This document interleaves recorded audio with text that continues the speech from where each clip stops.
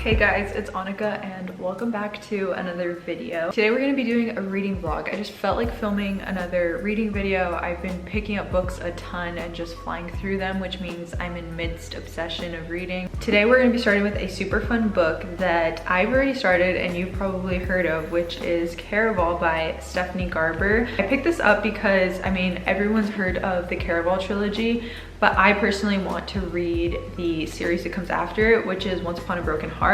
But I know that to read that, you don't have to read these first. But if I read that series and then let's say like a few months or years down the line, I want to read Caraval, then it would kind of be like going backwards. So I was like, you know what, I should just read this trilogy first, kind of get it out of the way, and then I can move on to Once Upon a Broken Heart. So I just picked this up this past week and was in a fantasy mood because I hadn't read one in a while. I'd just been reading a bunch of summery romance and binging it, and though that's great, it's gotten to the point where I've read like 4 different romance plots in a week, and I'm like, I could really use something a little bit more, you know, something to refresh the palette. So I started this book last night. I'm on page 115. I have been really liking it. I honestly went into this completely blind. I have no idea what this series is about. So far, we have been introduced to a few different characters, but the main character, her name is Scarlett, and she is currently being whisked away. Is that the term, whisked?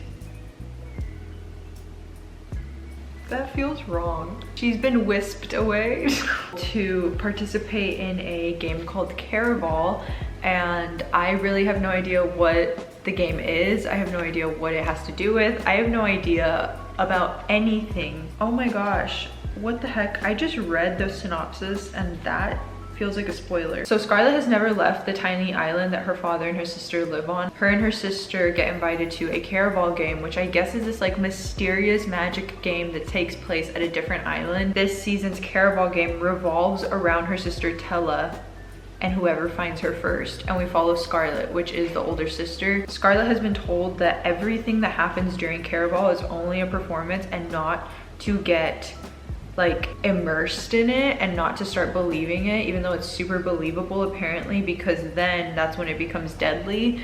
So I guess they have to like stay in their right mind while being immersed in this game and while also having escaped their home island. And I don't know really where this is going to go. I'm sure at this point people are looking for them because her father is like an important figure and he is super controlling over the girls, and they just like left to go play this game. But Scarlett really went after her sister because she feels like protective over her, and her sister's like a huge troublemaker. Scarlett's kind of the total opposite. So that's where I'm at right now. It's literally Caraval Eve. She's met a boy named Julian, who I'm assuming is the love interest in this book, because I did see some Pinterest boards for Caraval and it's all about like, I think it's Scarlett and Julian. I didn't even look at who the girl's name was, but I saw that it was Julian. I'm really interested to read this, honestly, mostly because it's probably the book that I've seen with the most mixed reviews from people that I watch. Some people either love it or they just find it like kind of boring, but everyone loves like the series that comes after this. So I don't know, I'm excited to see what this is like, where it goes from here. It's Sunday, I went to church, cleaned the house, did the reset, and now I just have a few hours to myself. So I'm just gonna sit on the couch, kind of binge it, and I will update you guys when I get farther in on my thoughts and my reactions.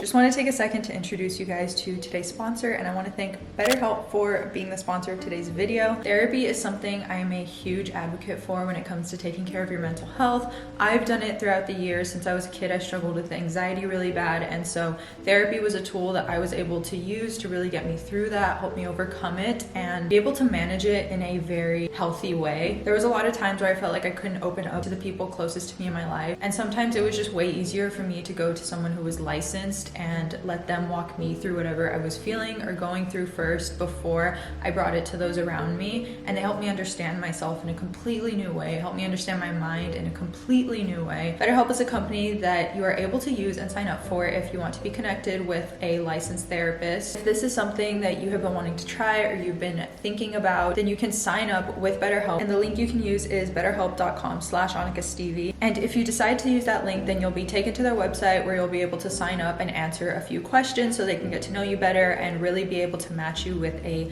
licensed therapist that fits your needs. My favorite part of their entire website and what they do is that it can all be done from the comfort of your own home. So if this sounds like something that you want to try, then again, you can use my link for 10% off of your first month with BetterHelp. Okay, let's get back to the video. Hi, jump scare. I have a face mask on. I kept reading and it's looking like the game of Caraval is like a 5-day thing, so I'm assuming that's what the book is gonna follow. Scarlett, our main character, is teamed up with Julian. They're being painted as like super polar opposites. From what I'm getting from her character, she's super naive, and it's looking like in this game you can't be naive and you have to be like cunning and smart to win. I wonder how that's gonna evolve. Like, I want to see her character development because Julian is like the complete opposite, and they're teamed up and hoping to win this, and to win this they have to find her sister, who makes this plot much harder than it needs to be and like just gives her sister a hard time. I haven't read much since we last talked. I'm on page 150. I also just adopted like an outdoor cat, which is amazing news. A cat came up to my patio and I fed her some sardines, and that has just been highlight of my night. I hope I can call her mine, my little outdoor kitty. Never had one before.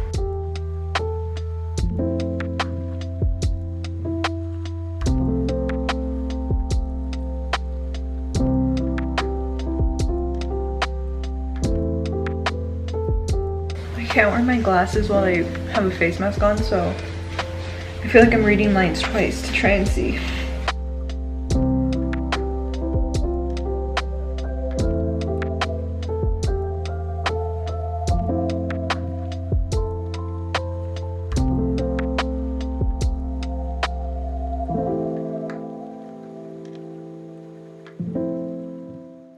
I'm on page 254, chapter 26. Things have changed since the last time I updated you, and also not that much has changed. I feel like not that much has happened, and we're already on page 250, but to be fair, there's like 150 pages left, which is usually where the book really picks up. So I feel like I understand the game a little bit more. They're in Caraval, and like I said, it's like this 5-day game, and the goal for this year's game is to find Scarlett's sister, which is kind of sick and twisted in a way because she wasn't expecting that. So whoever is like organizing the game is kind of playing some sort of, they're kind of playing with Scarlett and her sister. We know that it's this guy named Legend, which I know is the name of the second book, so I wonder if it's like about him or if he becomes like more of a main character, because right now he's kind of like the wizard in the Wizard of Oz. Like, we haven't seen him, we have no idea what he looks like. Apparently no one's seen him, so he's kind of like this like mysterious figure that just organizes the game, and she is still hunting for her sister. I will say I love the twisted nature of this book. Everything's super trippy. It reminds me of like being a kid and watching Alice in Wonderland, and like nothing makes sense and everything's like backwards, and like you don't know what's real and you don't know what's not real. Like, that is what Caraval's giving. Everything is so odd, and you read it and I'm kind of having to read things twice because I'm like, what? Like, I'm trying to imagine it in my mind. I almost can't imagine it, or I'm doing my best because it's so trippy and it makes no sense, and I've never seen these scenes before. But it just reminds me of like a super weird like circus world, and there's all these like hidden things within it, and she's like uncovering all these secrets, and within Caraval apparently there's a lot of like dark secrets, and that's what Scarlett is kind of like on the brink of figuring out, and she's realizing that it's not like this fun game that she always grew up thinking it was. And we're getting little tidbits of like her and Julian, and they're assuming it turns into a romance. I feel like the romance isn't super believable because he kind of just like is falling for her with like nothing prior having happened. It's just kind of like out of nowhere. Oh my gosh, I will say, I love how he has a nickname for her. Something about when a guy has a nickname for the girl in a book just makes me melt. I just read The 7-Year Slip, and the girl's name in it was Clementine, and he would call her Lemon because like it's just like, it's like the same but different, but it's like a cute little like nickname. And in this book, her name is Scarlet and he calls her Crimson. And it's just like cute because whenever they're talking, he like says Crimson and you know that it's like a cute little thing. Besides that, the book, I'm enjoying it. I'm starting to get like more into our main character Scarlet, but I'm not like connected to these characters. I think because so much of the details of it are like about the plot, I guess you could say, rather than like the characters. But the way this is like some sort of upside down circus world is really nice because it feels different than anything I've read before. So I really like that, and who knows, by the end of it I could end up obsessed. I'm over halfway, so we just have like the last little third of the book left. So I'm just gonna sit down and hopefully get through a lot of this tonight.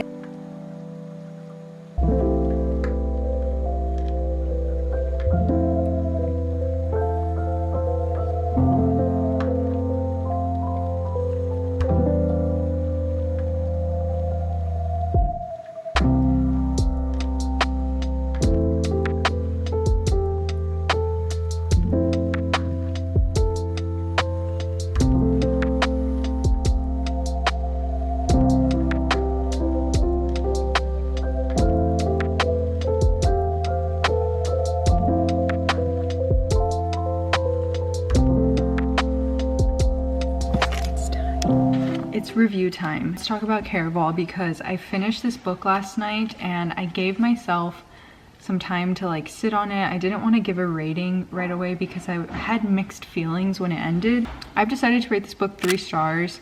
I guess rounding up would be like 3.5. Looking back, I enjoyed the book. I enjoyed it a lot. Like I was entertained the entire time. I felt entertained by the book, but I didn't feel like immersed in it. Like I know how I usually am for 5-star reads, but I did feel like thoroughly entertained. I just never had that moment while I was reading it where I like absolutely couldn't put it down and I needed to keep reading it. I had a hard time honestly connecting with some of the characters.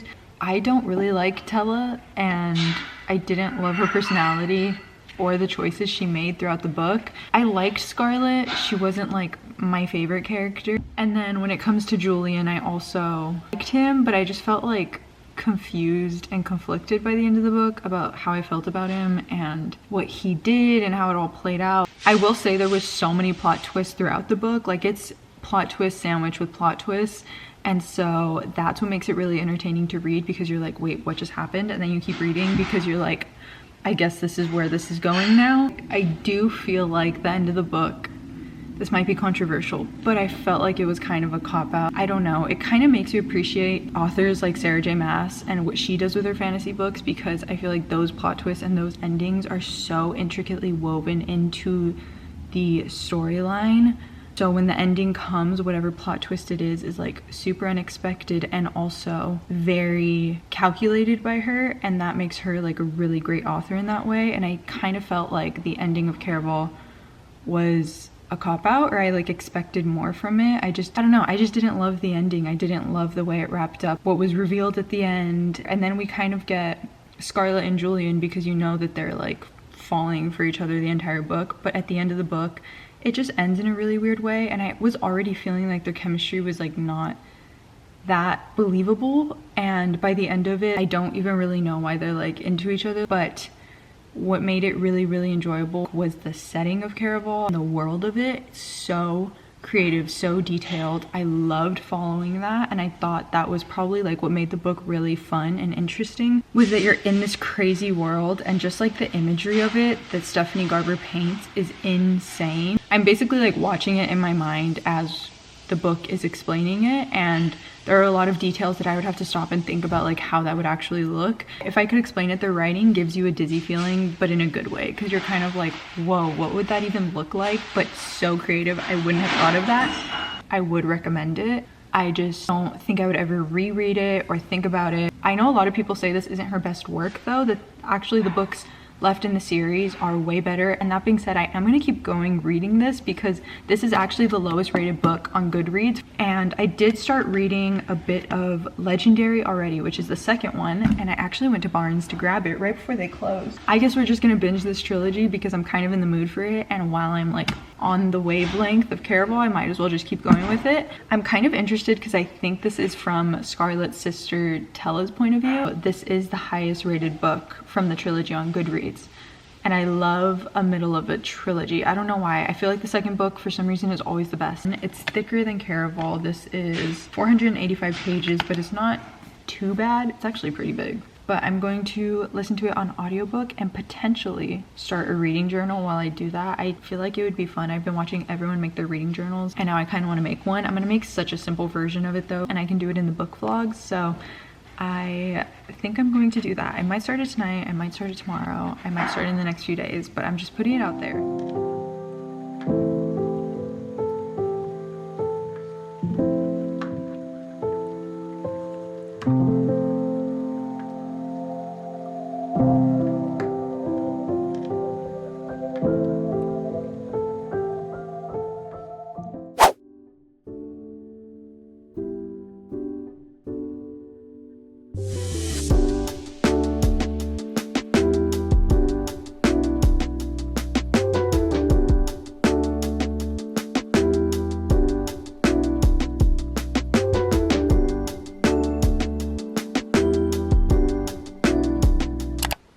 Have a little bit of an update and some thoughts on Legendary. That's upside down. I'm about 100 pages in. We're about to get to night 1 of Caraval. I am not feeling it. I'm not feeling it, guys. I don't know what's going on. I thought this was like the highest rated book in the series, and then actually some of you guys started to comment on my video saying that this is where you lost interest. I'm just a little bit confused. Like, I kind of thought the author was gonna take this in a different direction or do something new with it. But I guess we're just going into like another Caraval game, which I'm not super entertained by. I'm also not loving Tella's point of view. Like, I'm just not, I didn't connect with her character in the first book. I'm not connecting with her character at all in the second book. Maybe I will as time goes on. Honestly, I've been listening to the whole thing on audio and I'm just like also kind of confused. I think I've missed a few details. But every time I pick it up, I'm like reading things 3 times because I'm like, wait, what is happening? The motivation for all of this is that apparently Tella made a deal or a bargain with someone in the last book, which we didn't know about. And she has to like fulfill her side of it, or I don't know if someone dies or what the stakes are, but it's supposed to be like high stakes because if she doesn't fulfill her end of the bargain, then things are gonna be bad. And I think she's trying to also find her mom possibly. But to do that, she has to be thrown into Caraval, which she didn't play the first time. It was Scarlett that played, and now it's like her turn. So I guess we're gonna get her point of view playing Caraval. We just met Jax, and I think I know why his character is a big deal. Kind of an odd introduction. That's not what I was expecting.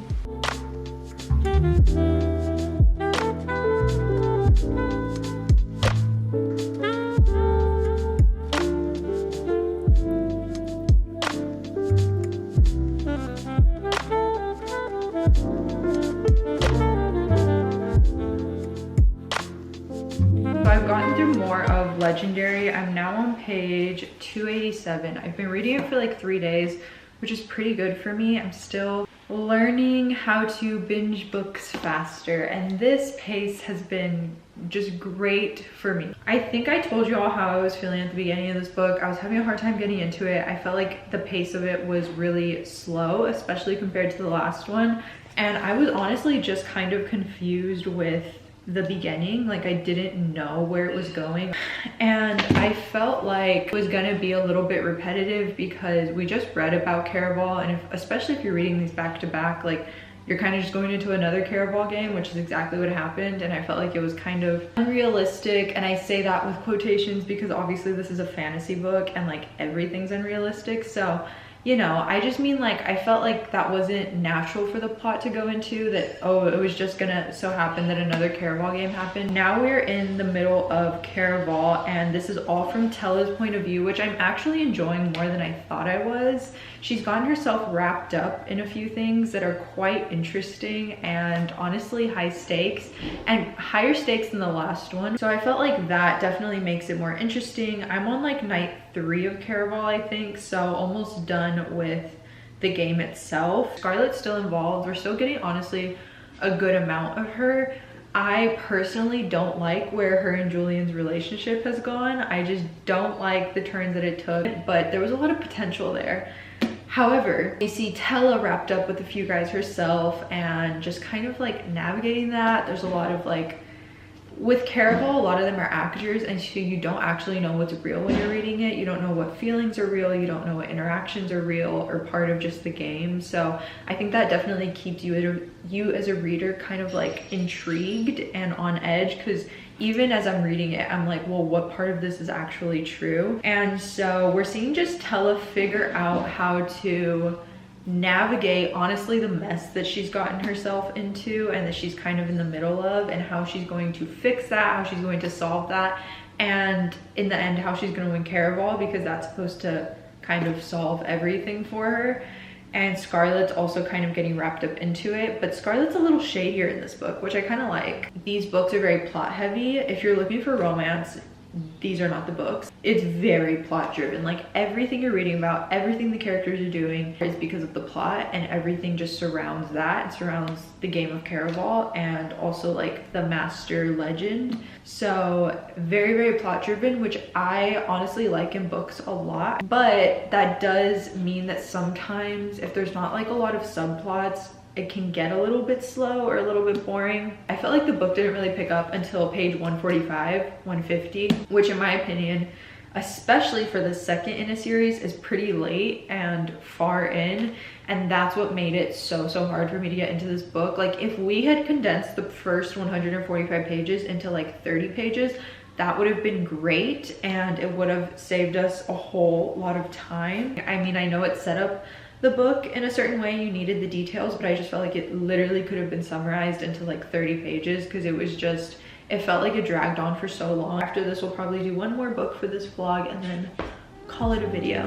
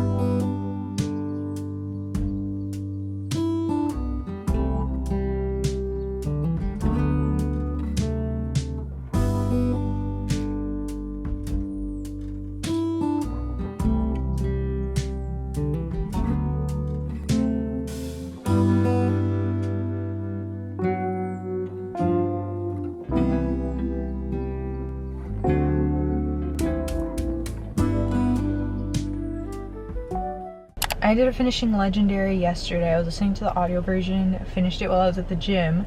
Overall, I'm just gonna give you guys the rating. I feel like I would rate it 3.5 stars, which is exactly what I gave the first book. And I feel really similarly about the two. Like, I didn't hate them by any means. I actually really enjoyed them, but I didn't love them. I wasn't in love with them. But I do think Legendary's plot was a little bit more fast-paced and high stakes, which I really enjoyed. The last 100 pages were like my favorite part of the book, and that's usually when a book will like do its big bangs, drop its huge plot twist. This one was just really good in that way. It really picked up towards the end, and I really liked in Legendary what was at stake. When there's like lives on the line, literally, it's much more intriguing because you're like, oh, these people need to literally win to survive. By the end of it, I also ended up liking Tella a lot more. I know at the beginning of the book I had some little bones to pick with her character, but by the end of it I really did end up liking her. I felt like I connected to her a lot more. I think unfortunately though, by the end of the book I ended up not liking Julian and Scarlett that much, which was kind of odd. I felt like the writing around them in the second book and the pieces we got of them were not that great, and actually just made me not love the dynamic of their relationship. But I'm sure it sets up for like that to be explored in the third book. I know I said there's not a lot of romance in the books, which I stand by. 100 pages of Legendary, we actually got I would say a good amount for something that's not really like a fantasy romance. And I loved Dante and Tella's just like characters and dynamic. I think I like them a lot more than I like Scarlett and Julian. I feel like I understand why they're into each other, but with Dante and Tella, I felt like there was depth and there was feelings for a reason. I mean, you get to see them explore that and also see them kind of fall into each other throughout the entire book. Also, just want to put out there that the audiobook version of these books are really, really good. Narrator, she does such a good job with the voices and the accents. I just think it's a really, really good audiobook to listen to, and that has made me, for finale, just know that I want to listen to that one probably mostly rather than read it, unless it captures my heart in a new way. I really hope that one is like the best out of the series. I would probably finish it at this point, but knowing that Once Upon a Broken Heart comes after is the reason I'm like actually trying to get through these. So if there wasn't that really good series following it, then I'm not really sure. I would love reading Caraval, because at some points I get a little bit bored, but then there's other points where it picks up and I'm like really into it and I want to know what happens. So there's kind of both, which is why it falls into like a 3-star category for me. There's a lot of plot twists thrown in like the last 100 pages. Like, I think that's what these books kind of ride on, is the fact that like you don't know what's going on in details for most of the book, and then at the very end, like the 3rd act, there's all these reveals, there's all these plot twists, and you really get to see everything like unfold, which I really like. But I do feel like some of the plot twists are kind of a bit convenient. You know, like when you're watching a show and they reveal something and you're like, oh, well, that was convenient, but it wasn't really like, oh my gosh, surprising. I had no idea. I would have never guessed. Like, I was starting to guess a lot of the plot twists at the end. I just felt as if they were kind of convenient for the story, and that's why she wrote them in, which is not my favorite kind of plot twist. That being said, they still were really good, and there was still some that surprised me, so I did like it. It's just, I think that's also why I got a little bit bored sometimes. But I did start a different book last night. We're kind of going to a different note because the books were putting me in a tiny bit of a reading like rut. I wouldn't necessarily say a slump, but just like I wasn't super excited to always pick them up or read for hours on end. So I decided we were gonna go in the direction of summer romance, because there's nothing like a summer romance during the summertime. Like, honestly, few things hit like that during the year. Maybe like fantasy during fall time, but a romance during summertime where the setting of the book is so summery, that's like peak mood reading. This one just stuck out to me because a lot of people have been reading it recently, and I love reading books at the same time as everyone else, especially when it's a new release. So I picked up This Summer Will Be Different by Carly Fortune. If you don't know who she is, she's the author of, I believe it's called Every Summer After, and also Meet Me at the Lake. Every Summer After was basically the book that put her on, and everyone like really loved from her. I read that in a reading vlog probably like a year ago. I didn't love the plot twist at the end then, but besides that, the romance in it, one of my absolute favorites, and the setting that she gives in that book is one of my all-time favorite like settings that an author has ever put me in. Already reading this one, it does kind of remind me of like some Emily Henry books and like Happy Place a little bit. I mean, I remember really enjoying her writing the first time, and so since this is her new summer release, I am super excited to get into it. I actually started it last night and I got to page 26, literally just chapter 2 of the book. But I just wanted to kind of dive into something different since I had been reading fantasy, and basically what I'm getting from this is that we're introduced to a girl named Lucy, and she goes to Prince Edward Island because her friend has a beach house there, and one day she's there early, she's waiting for her best friend Bridget, and Bridget doesn't show up on time, so she goes to a bar and she's kind of just lounging, and she runs into a guy. His name is Felix. They have like a really special moment together, special night together, and that was 5 years in the past, and so now we're 5 years in the present. And what she didn't know when she met him was that he is actually Bridget's little brother, and one of their like rules as friends was that she would never fall in love with her brother, but she had no idea that Felix was Bridget's brother when she met him. But already the vibes and the setting of this book has just been like so nice. It's like a little beach town. Pretty sure we're going to be doing time jumps, so there's going to be like past POVs and then present POVs, so we can understand what actually happened between Lucy and Felix and what the state of their relationship is now, 5 years into the future. Bridget's getting married currently, and she calls Lucy and is like, I need you to come back to the island with me. Like, I think she's having some sort of crisis or something and just needs her best friend. And all we know is that her and Felix shared this really special night at this point. I have no idea where it goes from there. I have no idea how it plays out. There's a lot of chemistry. I will say though, I don't love how right off the bat it's like purely physical chemistry, like actually no emotional connection at all. Like, it was literally just like, I see you and I want you type of thing. So I feel like it's gonna take a bit for me to understand like why they're so into each other and me actually get into their story, but I can still get on with it because it's really bingeable and great for, like I said, the season. I've heard a lot of like 3 and 4 stars for this book, so I think people are kind of sitting in the middle with it, but I'm trying to go into it with a fresh mind because I really loved Every Summer After when I read it from her, so I'm excited to see what she has up her sleeve for this book.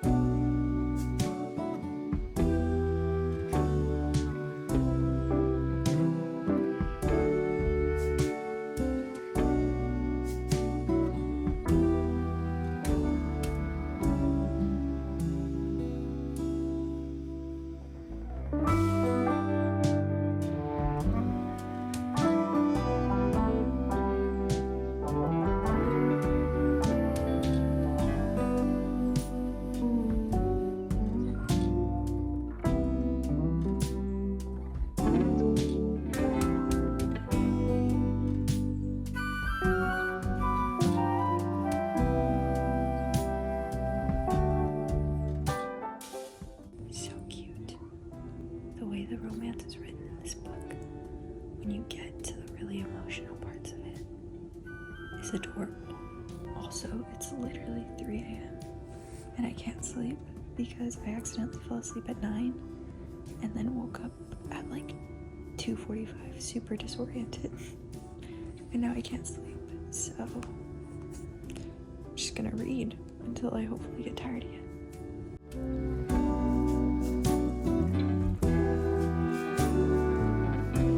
Okay, I need to finish this reading vlog because last I finished reading This Summer Will Be Different. I woke up in the middle of the night randomly because I fell asleep so early, and you know when that happens and then you wake up and you feel like you took a 4-hour nap and you can't fall back asleep? That is what happened to me. And so I woke up and just decided to pick up my Nook and start reading. And I ended up reading for an hour and finishing the book. And I needed to give you guys the review for the last book of this reading vlog. First of all, I feel like my rating is going to be an unpopular opinion from what I've seen just on Goodreads and heard from other people that I watch and that I follow. But I would rate this book 5 stars. I am honestly kind of surprised and also not surprised because I enjoyed Carly Fortune's last book that I read from her. I just like loved the writing, I loved the romance, and I remember loving the setting so much, and I felt like I got that but better in this book. I was seeing some people that they felt like it was redundant, but I felt like the story had enough, I don't know, like side plots and side characters and just like variation to keep me interested. You have 2 different timelines, so you're going between 5 years back all the way up until present, and then also having like the normal present timeline, and you're just getting to see how Felix and Lucy's relationship came to be. I think right off the bat when I started reading this, I was a little bit nervous because it starts off purely physical, which is just not my favorite type of romance because I have a harder time getting into it and connecting with their relationship. But even though a lot of it kind of was physical and you don't really get the emotional parts of it until I would say like over halfway through the book, there's still like an emotional connection between the characters. I just feel like it took longer to reveal that because of the nature of how their relationship started. But that being said, I still really enjoyed it. The only thing I think that maybe like took away from it for me was like There was so many spy scenes in it. If you don't like to read that, then you're gonna have to skip over quite a bit of scenes. The scenes weren't like absurdly long. Like you only have to flip like 2 pages. There's some books where you have to flip over like 10 pages. And I just like really liked it. I mean, I would give it 5 stars. I didn't really get bored at all. There were some parts I felt like it kind of dragged on, but it wasn't, again, to the point where I was like bored of it. Like I wanted to keep reading and I was enjoying everything that was happening. And so if you don't know, the tropes in this are best friend's brother and also like forbidden love, which I personally really enjoy because the buildup and the tension of it is so intense. And if there's something Carly Fortune knows how to write, it's tension. Like the tension between these 2 characters, I could feel through the pages, and it was just like I was like wanting them to realize that in present time. So when it comes to her writing, I feel like it's not anything super extravagant. Like this isn't the most flowery, detailed, like beautiful writing ever, but it's just like good writing. Like it's just good to eat it up. It's almost like how reality TV is so easy to watch. Like this is so easy to read, and it's just fun to read. Like I enjoyed reading it. I think it was the perfect summer setting. This takes place on a island called Prince Edward Island, and apparently it's a real place in Canada. And when I was reading the Goodreads reviews, a bunch of people that were from there were saying that it was really cool to read about their home or a place that they vacation a lot. And it's just like a small town island, and that's pretty much where majority of the book takes place. It also reminds me a lot of Happy Place by Emily Henry because of the connection that the main character has to Prince Edward Island. It reminded me of Harriet in that book when she's like obsessed with, I forgot what the town was called, but she's like, she has such a connection to it. She's so drawn to it because it holds so many good memories for her. That is like really what is happening to our main character Lucy in this book. I really loved Lucy's character specifically. I just felt like she was so relatable. Her character development throughout the book, it actually towards the end starts to skip over time. So you're in present, but you're going like in chunks of months, so you're really getting to see her like develop, and you see her and Felix's relationship like develop through that because she's sorting through a lot herself. A huge part of the plot is her friendship, her best friendship, which is with Bridget, which is Felix's sister. And it was forbidden because Bridget was like, no one can fall in love with my brother. She had a really bad past experience of that happening with a friend, and so then when it happens to Lucy, there's just like this huge tug in her heart to not bring it to light or tell Bridget about it. So that is like a whole plot point of the book, but it also just focuses a lot on their friendship, which I really enjoyed. I feel like she wrote that friendship so well. It just reminded me of like my best friend, and the entire plot revolves around this secret issue that's happening that Bridget won't tell Lucy about, and we have no idea what it is. At the end we get the reveal of it.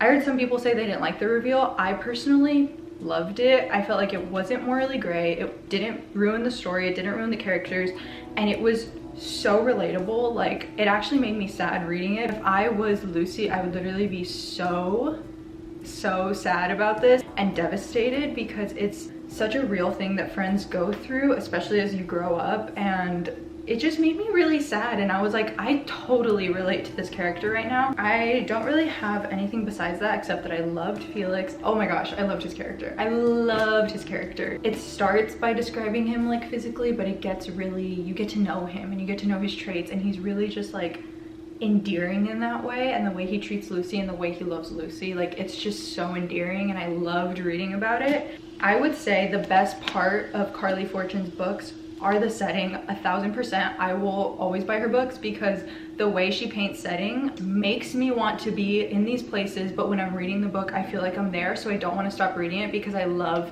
living there in my mind. And I'm really happy that we're ending this video off on a high note because I loved Caraval and Legendary. However, they weren't 5-star reads for me. So I'm happy we found a new one to add to the list. Speaking of a 5-star list, I have my book journal that I wanted to show you guys. This is a bullet journal I got from Urban Outfitters a few years ago, and it started as a trading journal, but I realized that when I started trading, I was like, okay, that's like kind of excessive, like I'm actually not gonna need that. I turned it into a book journal, and I'll probably like cut these pages out because they're kind of throwing me off. I still need to do June's like entire spreads, but it takes longer because I'm having to do like the basic book journal spreads of like 5-star favorites, series tracker. Okay, so let me show you what I have. Okay, so first to start, I have my series tracker.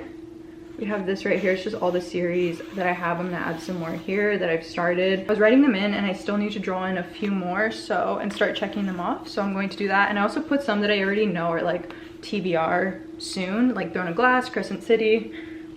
And then I accidentally used markers that bled through the page from the other page. So I'm going to paste this here and put like series TBR and just series that are on my radar that I want to pick up and I want to read. This is my books read in 2024. It's like my little personal library.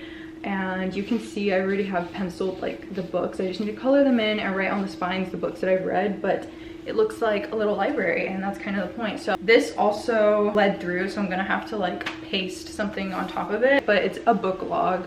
I just want like these 2 pages to be all of the books I have read in a more like organized fashion, and I think it'll be really cool at the end of the year, especially if I film like an end of year wrap up. It would be nice to just like have it all in front of me. Then I have my 2024 reading goal. I went up to 50 books because that's my goal, and we have done like 9.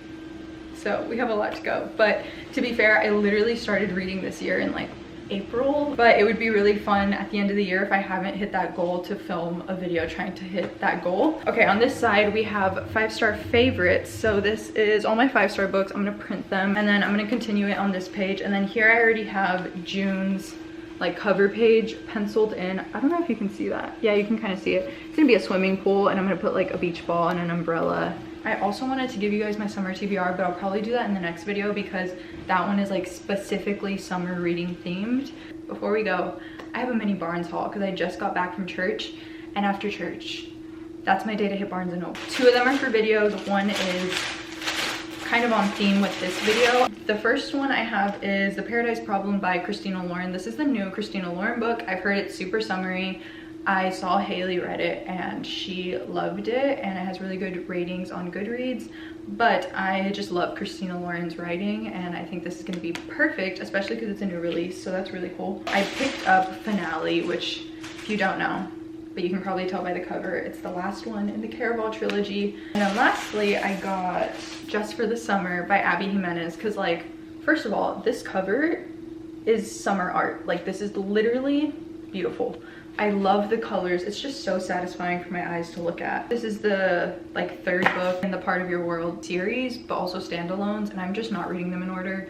And I know that's probably gonna bother some of you guys, but this is a summary read and I need it for the next video, which is me reading summer books for a week. I'm gonna try and get through like 4 or 5. I'm literally just like not gonna film that week and just read. But that is all from me. Thank you all so much for watching. Thank you for reading with me, and hopefully you enjoyed this video. If you want more reading vlogs, like this video, subscribe. You can follow me on Instagram if you want to see some more of my content, and I will see you in my next video.